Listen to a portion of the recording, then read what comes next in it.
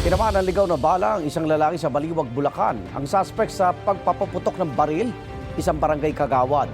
Yan ang unang balita ni Marisol Abduraman. Unang araw ng 2026, nasa ospital ang lalaking ito matapos biglang bumagsak sa barangay Pinagbarilan, Baliwag, Bulacan. Tinamaan pala siya ng ligaw na bala sa leeg. Nakaupo po siya sa ilalim ng mangga. May upuan sila doon and then siguro may kausap siya and nagse-celebrate nga po ng New Year's Eve. Tapos all of a sudden, parang bigla na lang siyang bumagsak. Opo.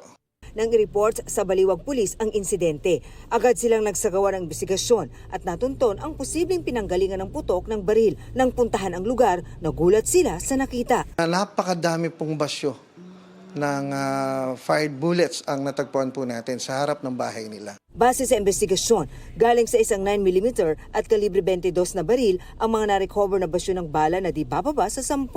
Arestado ang suspect na isang kagawad sa barangay.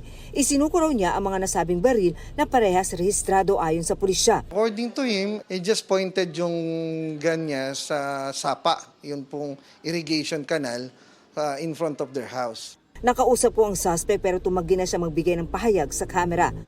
Dalawang lalaki ang inaresto sa Sampaloc, Maynila dahil din sa pagpapaputok umano ng baril. Nakuha sa kanilang isang kalibre 45 baril, 9 na basyo ng bala at isang magazine na may 4 na bala. Isang lalaki ring nagpaputok daw ng baril ang hinuli sa barangay 118 Tondo. Inihanda na ng MPD ang mga isasampang kaso laban sa kanila. Na yung ating mga kababayan ay may pakialam na dito sa mga ganitong bagay. Kung saan nga dahil, yung pagkakahuli nila dito ay dahil sa pagre-report ng ating mga concerned citizen.